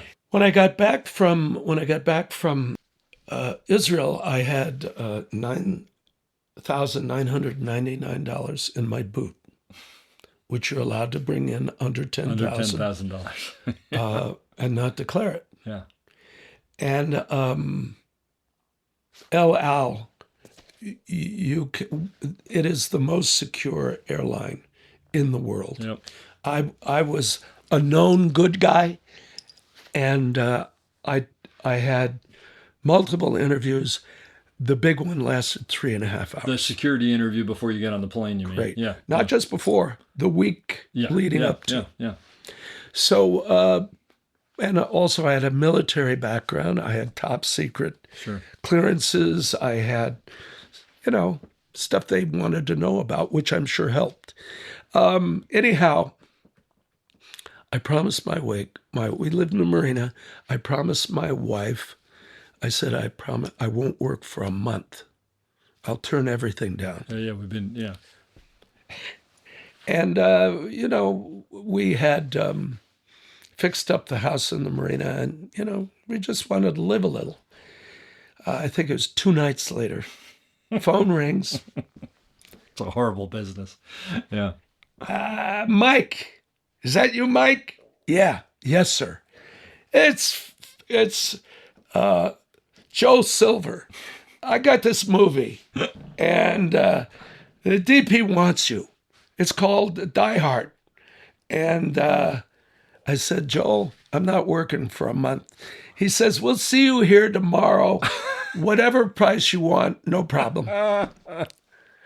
And so I spent what I like to laughingly call 45 days of nights on that show. And one of the things they didn't feel necessary, because so much of that movie was interior. Interior, yeah. They didn't turn us around. They didn't want to waste the day. Good Lord. Anyhow. That's rough. Yeah. Anyhow. But it was a great experience. And a great movie to be a part of. I mean, that's... I think so. Yeah. And I'm not sure if this relates to what we talked about earlier, about how directors work. But who was it? John McTiernan. Thank you.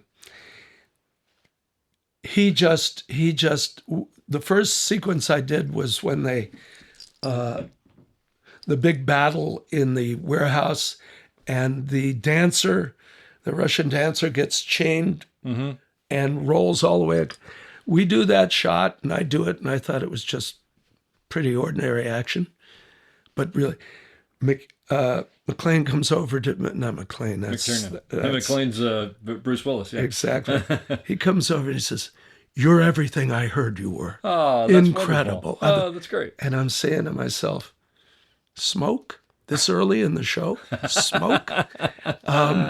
Because it was, it was a dolly shot.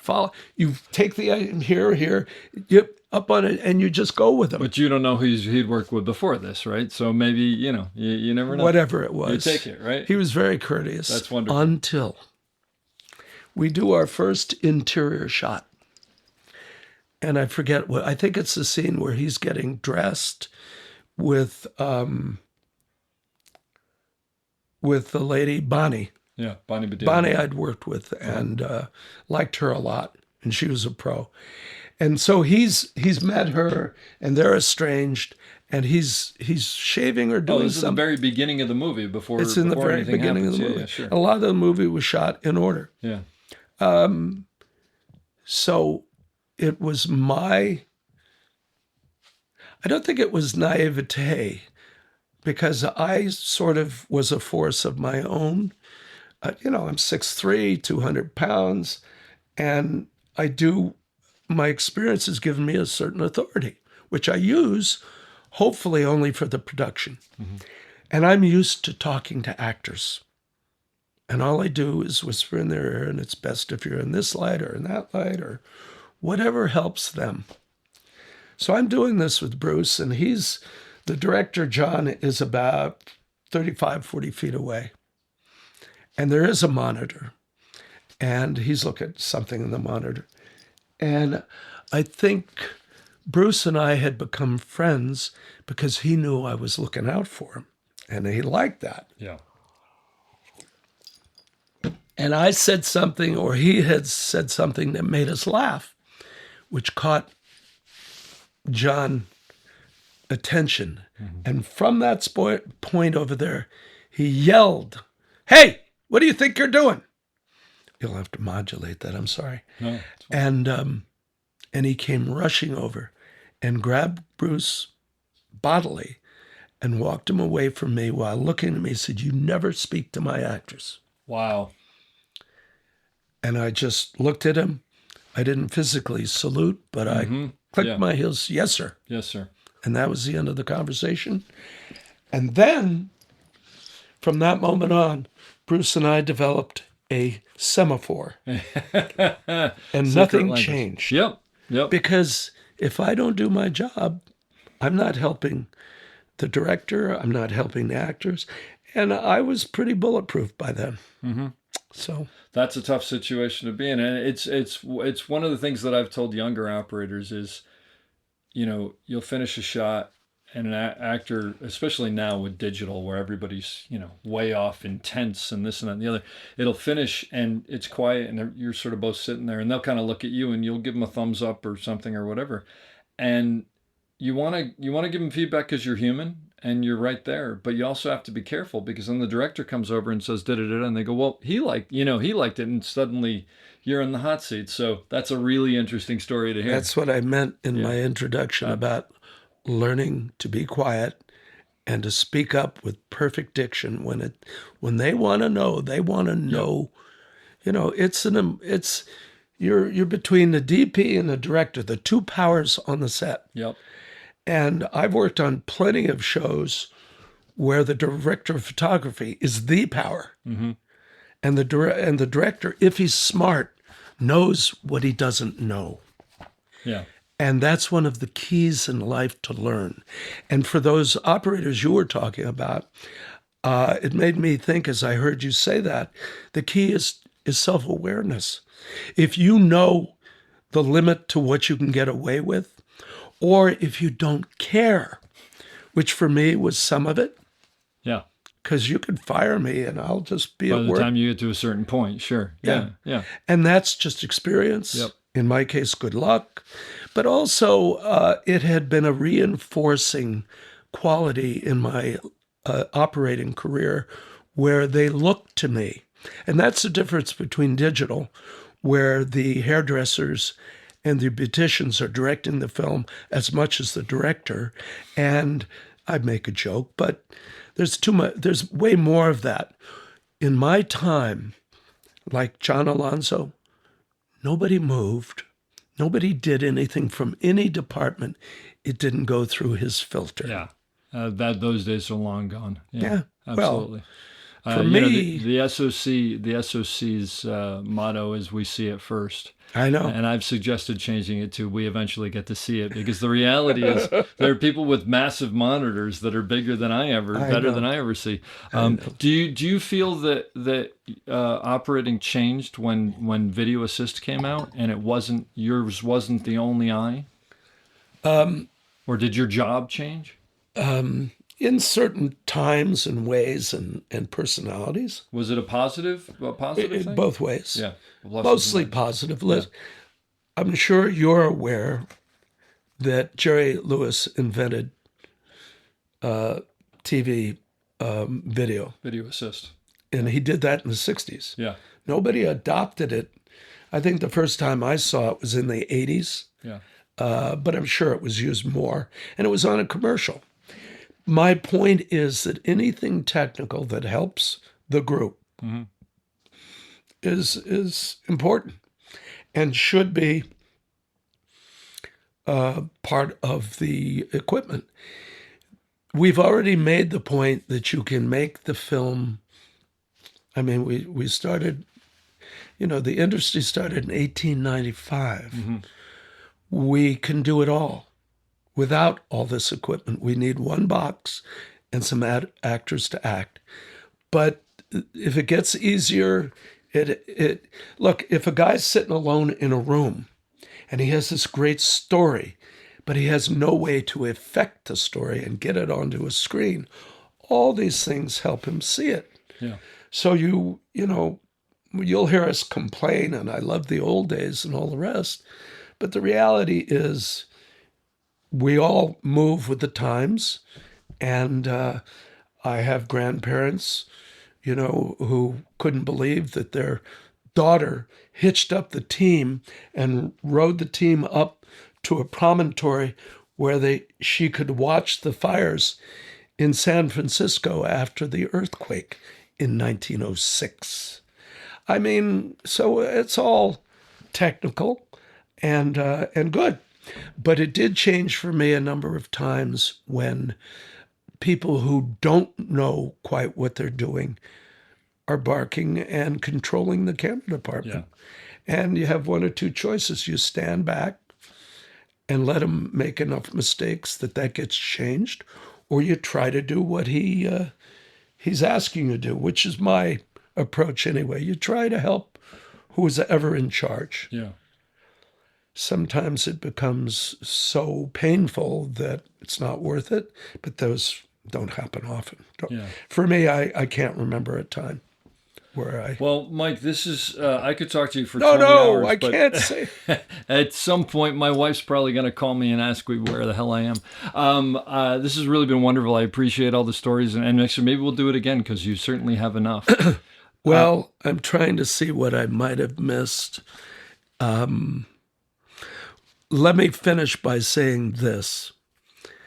Let me do it in two parts. Yeah. I often thought about the irony that in this business, it's all about communication. So few people can effectively communicate. And at the same time, all the great movies still get made. Yeah. So that's just kind of something that I tried in my career to effect positively. I would talk to people. If an assistant had a blank on his face, I'd fill in the blank. If a director was heading the wrong direction, I interviewed for my last cameraman, meaning I worked for him for about 14, 15 years straight. And when we were done with the interview, he said, "Mike, there's nothing I can say about your resume. It speaks for itself. But I would like to think that if a director takes you aside when I'm busy lighting or doing something else, that you would come to me and give me a sense of what he's doing." Mm-hmm. And I said, "Steve, that's the way I was raised. Only thing I've learned to be effective about is not doing it in the middle of a sentence when he's talking about. I'll scoot to you as fast." And that's all he needed to hear. Yeah. And let me finish with this. I used to keep this little plaque on my camera, but I had to do it surreptitiously because if a director ever saw it, he'd flip. And a lot of directors, it didn't apply to. The fact that no one understands you doesn't mean you're an artist. And, that applies in life in general. And I love those little quips. So thank you very much for considering to take my story and share it with others. To those operators out there, It is it's a duty and a pleasure to be able to speak to you. Thank you. I hope you enjoyed that as much as I did. We'll be back soon with another great episode.